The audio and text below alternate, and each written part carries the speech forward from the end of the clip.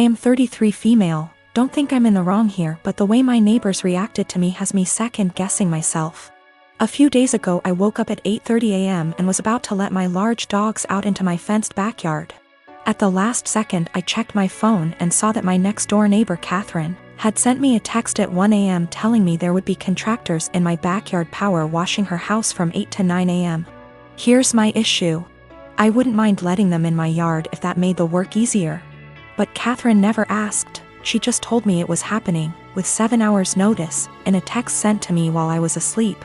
It was just by chance that I saw it before I let the dogs outside, and had I not seen it, I could have let my dogs out into my yard with contractors already in the yard.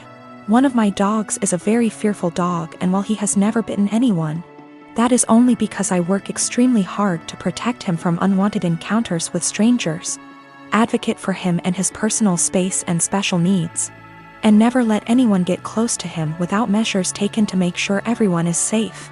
He is a very loving and special dog, so this is just not a risk I'm willing to take because I want to be a responsible dog owner. My neighbors know this, and they know he's scared of pretty much any person that I don't carefully introduce him to. I also have very clear signage on all the gates. But they told the contractors they could go into my yard. Didn't ask permission, didn't wait for my answer.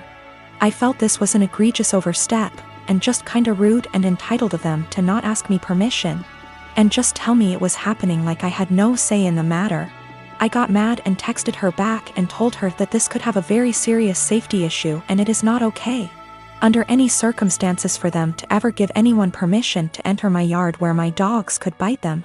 Unacceptable, and never again. Catherine's husband Jack then blew his top and told me that they didn't have any notice either. They heard from the contractor in the middle of the night and there was no time to notify me. I feel like that's not my problem, and that they should have waited to receive confirmed permission from me before telling the contractors it was okay. I really don't think I'm asking a lot here. I feel like this is an extremely reasonable request, dog issues or not. Then Jack told me that my behavior was unacceptable and that any harassment of the contractors would be dealt with, and that I was to immediately cease harassing Catherine. I never even spoke to the contractors. And I sent Catherine a total of 4 text messages that more or less said that this is a boundary they can't cross. This was unacceptable, and they are not to do it again. Jack sent me a few more nasty texts, and at this point I'm not really interested in being friendly anymore. But Jack still said that I was the one who was being unacceptable. Jack just yelled at me from his balcony to tell me that the painters will be coming back multiple times this week and he doesn't know when, so I am calling the company first thing tomorrow and explaining the situation to them. I am installing gate locks this afternoon. So I live in a flat with 3 other people, childhood best friend, a guy from my uni course and his cousin. For the most part we get along really well and rarely have disagreements. However, this has been a real point of contention lately. About 6 months ago I began a relationship with a guy I've known for a couple of years. I know it's still a fairly new relationship, but I really like him, he makes me really happy and we're pretty serious about each other. Up until recently, he would come visit me at my flat 3 to 4 times a week. This was mostly due to the fact that I have chronic fatigue and going on proper dates can be really challenging for me. Instead of going out to dinner or a film or whatever, we'd just chill in my room or the living room, watch TV and get takeout or cook together.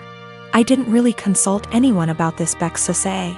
All the other flatmates have their partners over as often if not more so, and B, he rarely spends the night and usually leaves before 10 p.m. because of his work schedule. So the issue, 2 weeks ago, comes to me and tells me that I need to stop having my boyfriend over because it's starting to get annoying. I asked her why and she said it's irritating to have someone who doesn't live there skulking around all the time.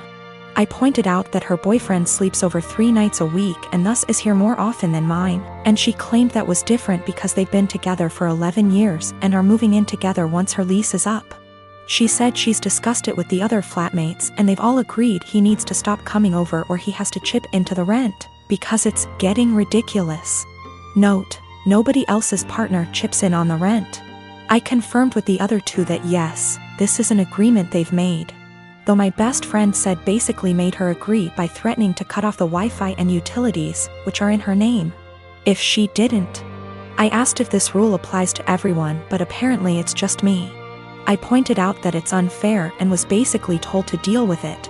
My potential assholery, I've begun loudly insisting that if my partner isn't allowed to come over, neither is anybody else's. If I answer the door to anyone's partner, I'll send them away.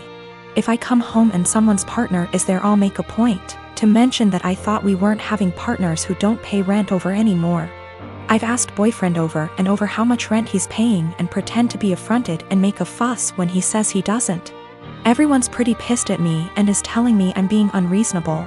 I know I'm being petty, but I think it's unreasonable that there's one rule for me and another for everyone else, and I'm trying to make that point. Am I really the asshole here? Some questions people keep asking. If I knew of something my boyfriend was doing to be annoying / if anyone had told me that he was doing something, I'd have included it. I'm not aware of anything he does, and when I ask why I doesn't like him, I just get a shrug and just do. I will also state I'm bi, and she's never had an issue with any female partners I've had. We don't hang out in the living room much. We literally only use it if there's something we want to watch that I can't get on my bedroom TV and there's nobody else in there. We use the kitchen more often than the living room, but honestly even that isn't that often. We eat far too much takeout pizza rip. A lot of people seem confused, so just clearing up who's who in the situation. The one who brought all this up is not my best friend. Not to get too much into a tangent, but basically just over a year ago I was moving out of halls at university and was looking for a new place, so we decided to move in together. At the same time, a dude from my course was looking for a flat share. We couldn't find a 3-bed but found a really nice 4-bed, and he mentioned his cousin was also looking for somewhere to live, so she got on board too. I only met her last year and we don't really know each other very well. By chronic fatigue I mean chronic fatigue syndrome. Sorry, that's apparently so unclear. I am a 36 years old female, and I have always been into jewelry. I used to own a variety of jewelry sets, but due to unfortunate circumstances, most of them had to go so I could afford rent after I lost my job. My husband never got lucky to land a job since 2013. Thankfully now I have a stable job that gets us by from month to month. I also kept one set of jewelry which is the most valuable, whether momentarily and / or sentimentally, since it's part of family heirloom. The set includes a pair of earrings, a bracelet and a necklace. All gold material, and again they are worth decent amount of money. My brother-in-law has been with then-girlfriend for 10 years and they recently got married. It was a huge deal for the family. My husband wanted to get them a decent wedding gift and tried borrowing money from friends and neighbors but got turned down. He kept stressing out about it for weeks, and just the other day, the wedding was days prior and the groom and bride are off to their honeymoon, I discovered that my jewelry set was gone. I freaked after my husband nonchalantly said he gifted it to his brother's wife as a wedding gift. I was fuming. I asked how could he, and he replied that he had no money and nothing of value to give the newlyweds, and besides that set has been sitting in the closet since July 2019 and I never wore any piece of it, so he figured I'd forgotten about it, but he said he'll figure a way to pay me or get me a similar one once he starts working, but I very loudly told him absolutely not and gave him 3 days.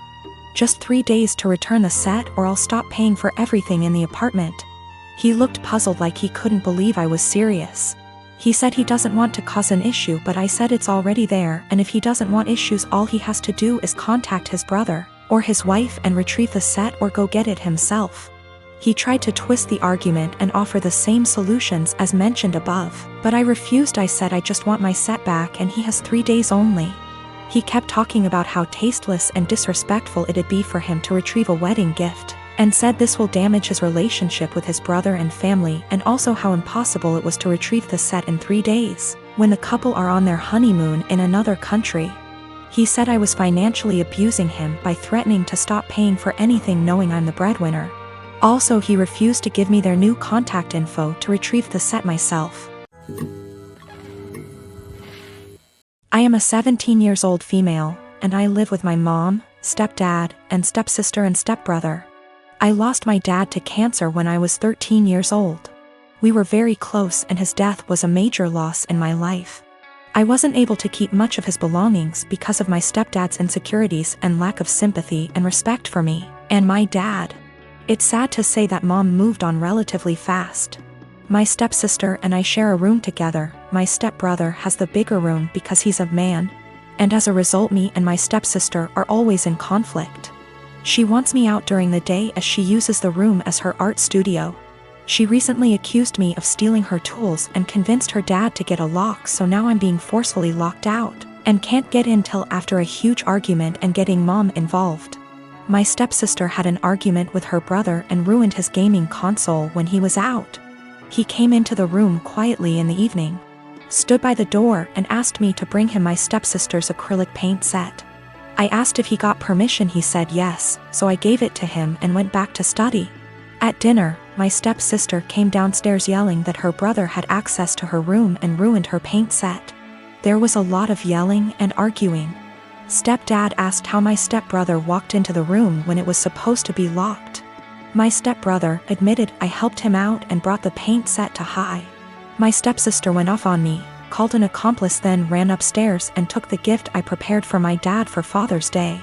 I picked up flowers I planted from our small garden that I take care of by myself, and prepared a nice wooden letter-shaped pot, used my dad's first initial and filled it with the flowers I picked and decorated it with ribbons. It wasn't that good, but it was like a floral letter. I planned to visit his grave and put the gift there. She damaged it to pieces. It was completely ruined.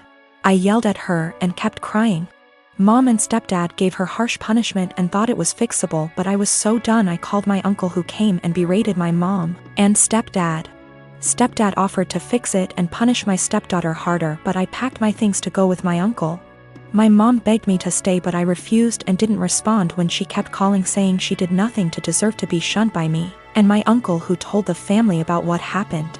The family told mom not to come visit on Father's Day and are angry with her because I moved out over this.